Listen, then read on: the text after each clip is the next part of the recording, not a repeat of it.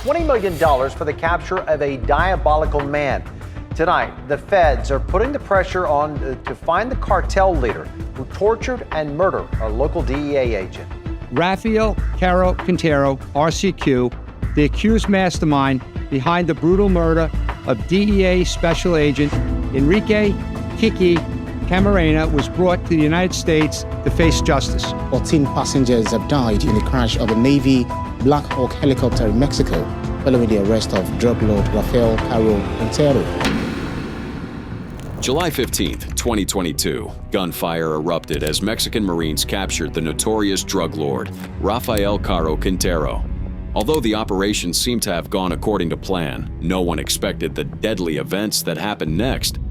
Here are 5 times Marines try to kill a Mexican drug lord, but doesn't go as planned.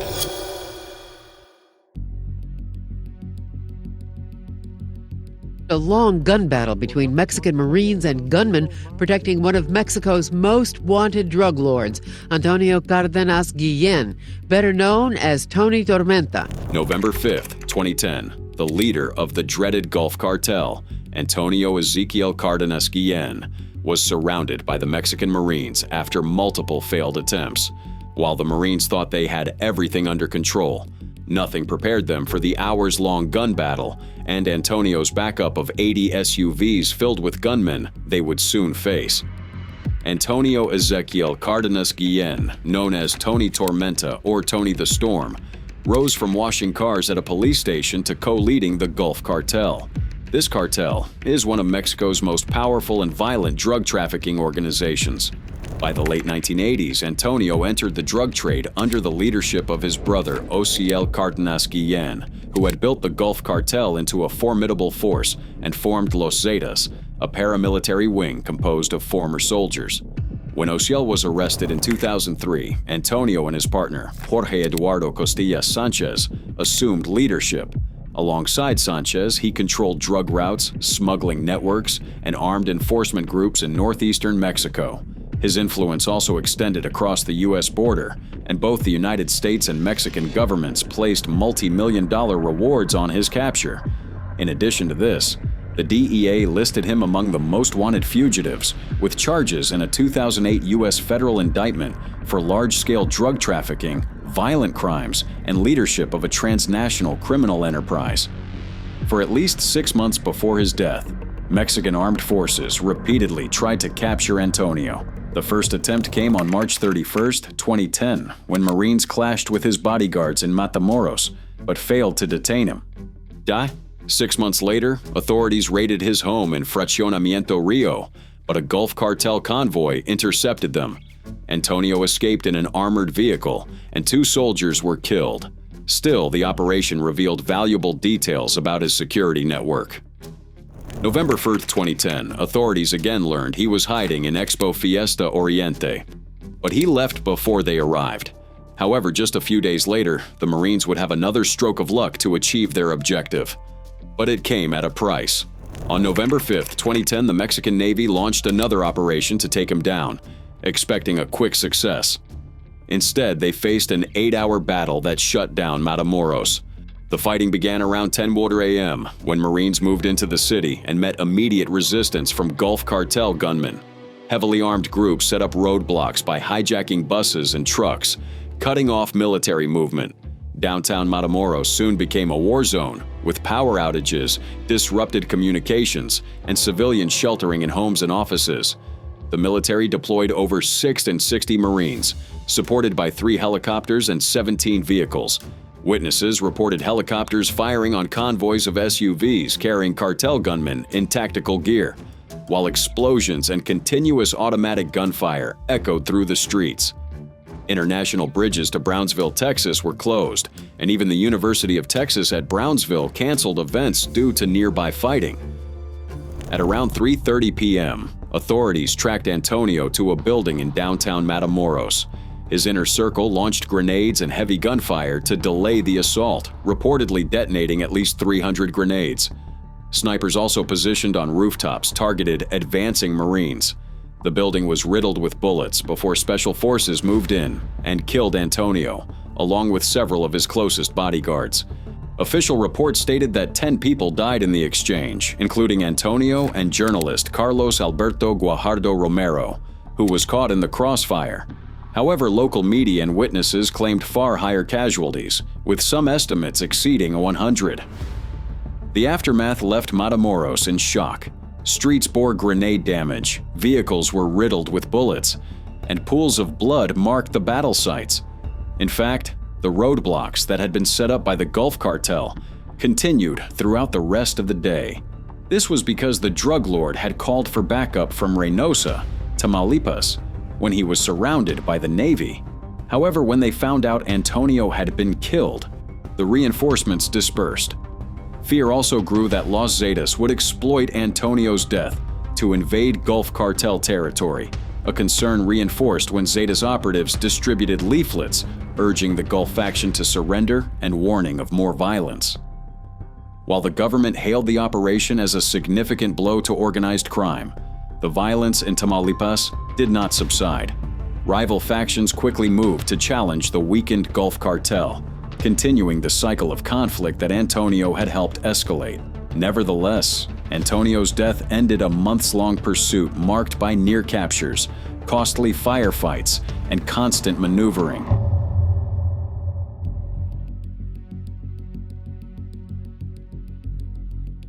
Members of a Mexican drug cartel shoot down a military helicopter as it followed members of the Jalisco New Generation cartel. Mexico says it is on the offensive against a drug trafficking organization. That organization calls itself the New Generation Cartel of Jalisco. May 2015, Mexican Marines launched an offensive against the Jalisco New Generation Cartel and attempted to capture or kill its leader, Nemesio Ruben Oseguera Cervantes. While Mexico thought it had the operation well planned, little did they know that the CJNG was well prepared to repel their strikes. Nemesio Ruben Oseguera Cervantes, better known as El Mencho, is the leader of the Jalisco New Generation Cartel, CJNG, one of the most powerful and violent criminal groups in Mexico. He rose from working in avocado fields to becoming the most wanted man in Mexico and one of the most wanted in the United States. Prayas. Authorities in both countries have placed massive rewards for information leading to his capture, $15 million from the U.S. government and 300 million pesos from the Mexican government. El Mencho is accused of drug trafficking, organized crime, and illegal possession of firearms, and is believed to oversee global trafficking operations. Under his leadership, CJNG grew into a billion-dollar enterprise with operations spanning multiple continents. Authorities also believe well-trained mercenaries in rural strongholds across Jalisco, Michoacán, Nayarit, and Colima protect him. Aside from this, El Mencho's reputation for direct confrontation with authorities has set him apart from other cartel leaders, which has resulted in one of the most violent episodes of Mexico's drug war. And the Marines were just about to get a taste of this ruthlessness when they tried to detain him. May 1st, 2015, Mexican Marines and federal police launched an operation in Jalisco to capture or kill El Mencho. Before dawn, CJNG convoys moved between Casimiro Castillo and Villa Purificación to avoid detection. Equipped with rocket-propelled grenade (RPG) launchers, the convoy prepared for confrontation. 4 helicopters carrying Army and police personnel were deployed for air surveillance, including a Cougar EC-725 with 18 people on board. As the aircraft passed over the CJNG convoy, gunmen fired multiple RPG rounds, striking the helicopter's tail. The hit caused the aircraft to spin uncontrollably before crashing and exploding. While gunmen attempted to approach the wreckage to finish off survivors, reinforcements forced them to retreat. 9 died from the attack. The assault marked the first time a criminal group in Mexico successfully shot down a military aircraft. However, the coordinated offensive was not limited to the air attack, as the cartel fully intended to teach the Marines a bitter lesson for trying to capture their boss. As a result, CJNG operatives soon carried out simultaneous actions across Jalisco and neighboring states, killing at least 15 people and injuring 19. The cartel also blocked several highways and roads across the Guadalajara metropolitan area by setting at least 37 vehicles on fire to stop the Marines from traveling, giving El Mencho ample time to escape. That's not all. They also engaged in multiple shootouts with security forces. The violence was so deadly that it spread through 20 different towns in 3 neighboring states. After the attacks were over, the government confirmed that El Mencho was in the area and had evaded capture. In the immediate aftermath, Mexican authorities declared an all-out offensive against CJNG. Officials described the cartel as having unprecedented firepower and organizational capability. Despite this declaration, the failure to capture or kill El Mencho during the operation was a significant blow to the mission. In August 2018, pressure on CJNG increased when Mexican authorities arrested 14 suspected members in Jalisco and Quintana Roo during Operation Titan Shield. Among them were 6 men believed to have participated in the 2015 helicopter attack.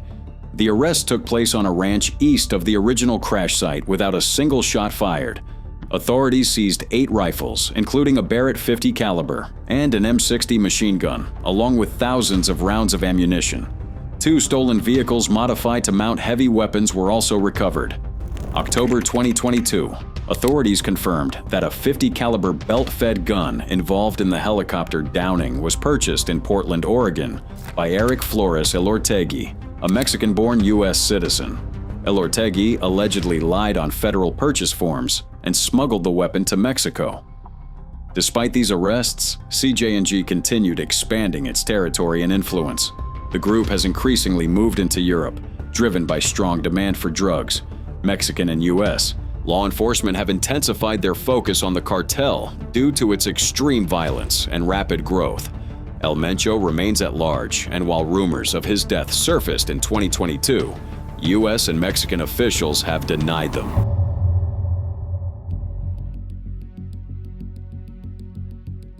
After months of negotiations, Pablo Escobar was flown by government helicopter to a comfortable jail in his hometown, where some American authorities worry he could still run his business. Hundreds of army troops scouring the countryside for Colombia's most wanted man. So far, Pablo Escobar has outfoxed them. 1989, Pablo Emilio Escobar, the leader of the notorious Medellin cartel, was wanted by the Colombian government for various drug offenses, as well as the bombing of Avianca Flight 203 that killed all 107 passengers. As the Marines moved in to capture him, they had no idea Escobar had other shocking plans of his own. Born on December 1, 1949, in Rio Negro, Colombia, and raised in Medellin, Escobar built a criminal empire that dominated the global cocaine trade in the 1980s and early 1990s.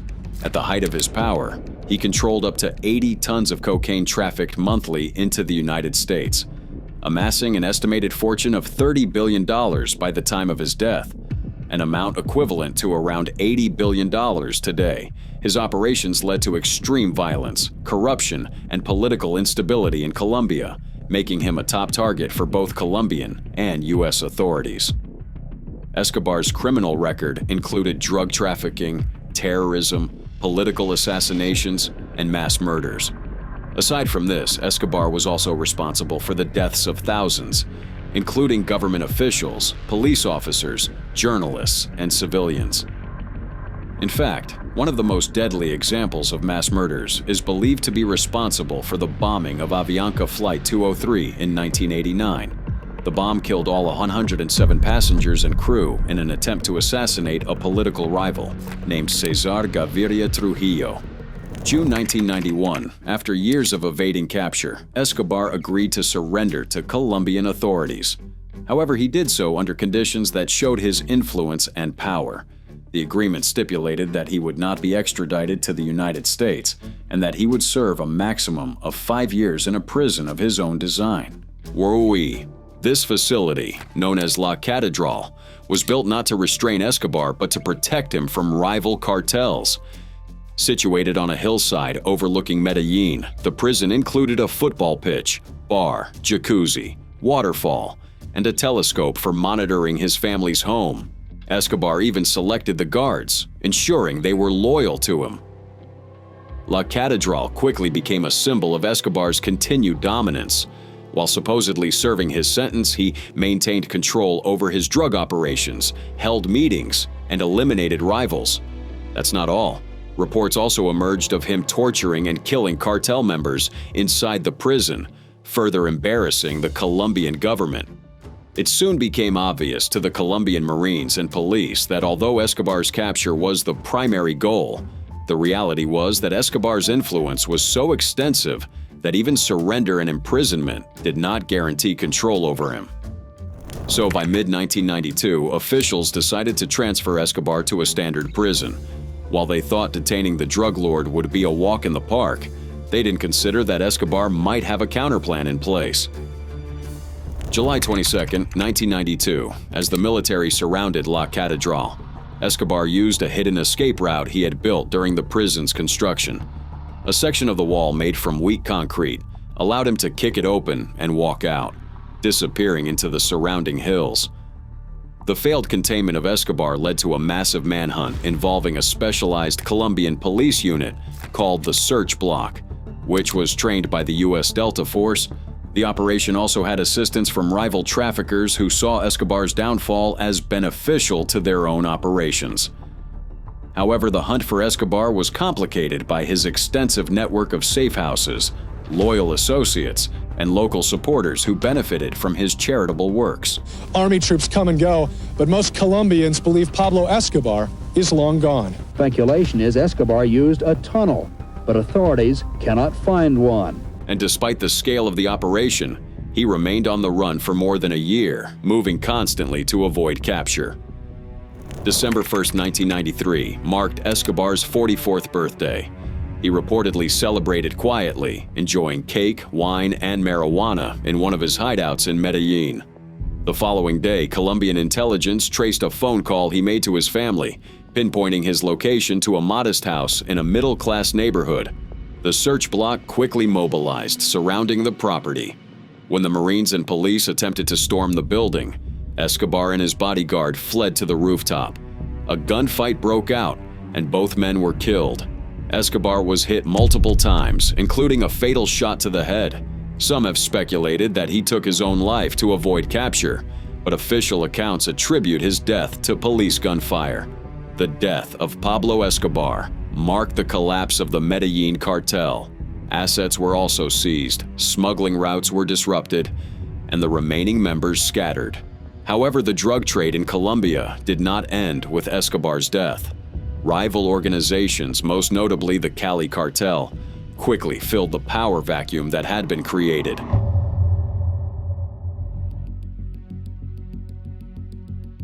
The deadly gun battle between police and a narco militia over a drug cartel suspect wanted here in the U.S. The situation so out of control, authorities retreated and suspended the operation. October 17, 2019, Ovidio Guzman Lopez was captured by Mexican Marines after his hideout in Culiacan, Sinaloa, was raided. As Mexico was celebrating this victory, nothing prepared them for the wave of violence that came almost immediately. Ovidio El Raton Guzman, son of imprisoned Sinaloa cartel leader Joaquin El Chapo Guzman, became one of Mexico's most dangerous drug traffickers after his father's 2017 extradition to the United States. U.S. authorities accused him of producing and smuggling massive amounts of drugs into the country. In addition to this, in April 2023, U.S. prosecutors unsealed detailed indictments against him and his brothers. The indictment filed in Chicago and several other cities today says the Chapitos made sure nothing and no one stopped the proliferation of their fentanyl ring. Along with his brothers, known as Los Chapitos, Ovidio's control over production and his ruthless enforcement methods made him a high-priority target for both U.S. and Mexican authorities. His reputation for orchestrating large-scale violence to avoid arrest meant any operation against him carried extreme risk. But this didn't stop the Marines from trying until they learned the hard way. October 17, 2019, Mexican Marines first attempted to capture Ovidio in Culiacan, Sinaloa. A group of 35 police officers and soldiers arrived outside Ovidio's residence in the Tres Rios neighborhood of Culiacan, Sinaloa. Early official statements described the approach as part of a routine patrol, claiming they only moved toward the property after coming under fire. Later, officials acknowledged it had been a planned military raid prompted by a U.S. extradition request. Inside, security forces located 4 individuals, including Ovidio himself. While authorities briefly detained him, the cartel's rapid and overwhelming response forced the government to immediately release him to prevent mass civilian casualties. The situation so out of control, authorities retreated and suspended the operation. Gunmen with truck-mounted .50 caliber machine guns attacked military forces, took soldiers hostage, blocked roads with burning vehicles, and opened fire on military aircraft. President Andrés Manuel López Obrador defended the release, citing the need to protect lives, but the event became a national humiliation. It also signaled that Ovidio could dictate terms to the state through sheer force. In the years that followed, Ovidio grew bolder. Rather than surrendering his operations, he fortified his hideouts and, according to Mexican security sources, created heavily guarded compounds where even authorities feared to enter. January 5, 2023, after months of intelligence work, Mexican forces launched a second operation to apprehend him in the Jesus Maria district of Culiacán. According to reports, Ovidio had a family party the evening before he was arrested. The military executed a raid before dawn on Guzman Lopez's residence that used a helicopter and a convoy of ground vehicles and apprehended him. This time, more than 3,500 soldiers were deployed, supported by Black Hawk helicopter gunships. Marines expected the operation would go smoothly, unlike their first attempt. Little did they know that Ovidio's cartel would respond instantly and with deadly force. Convoys of cartel trucks, many mounted with .50 caliber weapons, engaged the military. The gunmen shot down 2 helicopters with heavy fire, forcing emergency landings. They then attacked fixed-wing aircraft at Culiacán International Airport, hitting both civilian and military planes. One Aeromexico passenger jet was also struck by bullets before takeoff, though no passengers were injured. The violence spread across Sinaloa. Armed groups set vehicles ablaze, blocked highways, and stormed businesses. In Los Mochis, Guasave, Mazatlan, and Ahoma, more fires and roadblocks appeared. In addition to these, cartel members carjacked vehicles at gunpoint, and civilians had to seek shelter as the streets turned into battlegrounds. Neighboring states like Nayarit also went on high alert. At least 29 people were killed, and 35 soldiers were also wounded in the attack. The incident also led to the closure of the Culiacán International Airport. Parts of Culiacán and numerous schools, companies, and banks also announced temporary closures throughout the state. Despite the chaos, authorities managed to fly Ovidio out of Culiacán aboard a military helicopter. He was taken to El Altiplano, Mexico's maximum security federal prison in Toluca. Mexico's foreign minister later revealed that most of the seized firearms originated in the United States, with others from Europe. February 2023, the United States formally requested Ovidio's extradition to face charges, and some months later, he was flown across the border to the U.S. On July 11, 2025, Ovidio pleaded guilty in a U.S. court to drug trafficking, money laundering, and firearms charges. As part of a plea deal, he admitted to overseeing production and smuggling operations for the Sinaloa cartel. Sentencing was postponed while he cooperated with U.S. authorities, with the possibility of avoiding a life sentence depending on his cooperation.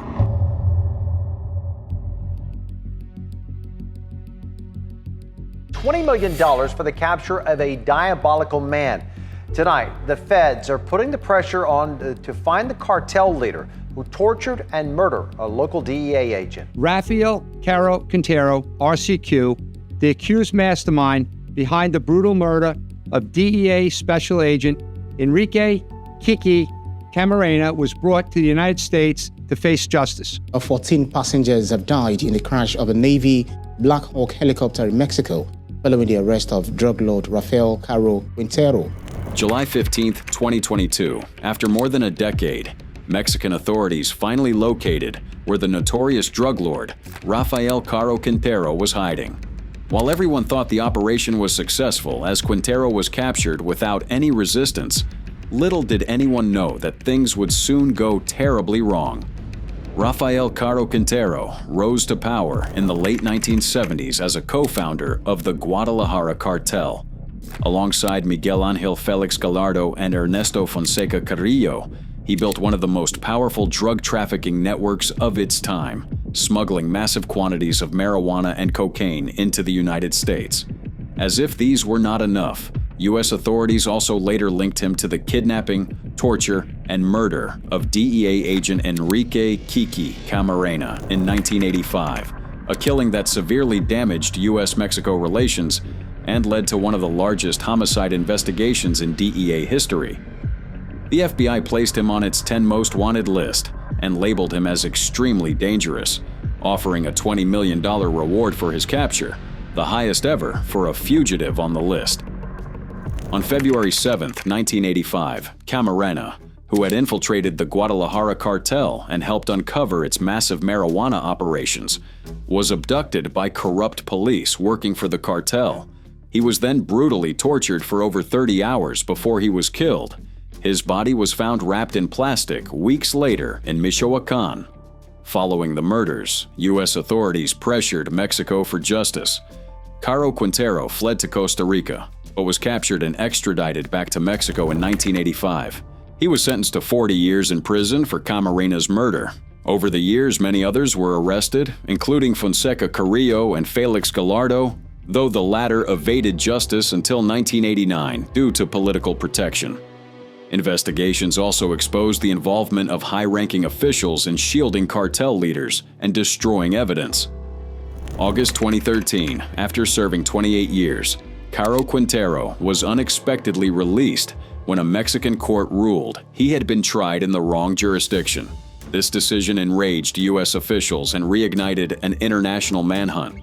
Within days, a new arrest warrant was issued, but he had already gone into hiding, and for nearly a decade he evaded capture while allegedly continuing to control an arm of the Sinaloa cartel. July 15, 2022 was the day Mexican Marines tracked him down. Intelligence gathered through joint efforts by the Natsat Navy and the Attorney General's office led them to the mountainous region of Xua in Sinaloa, near the border with Chihuahua. A military-trained search dog named Max also helped to locate his hideout in the remote town of San Simon.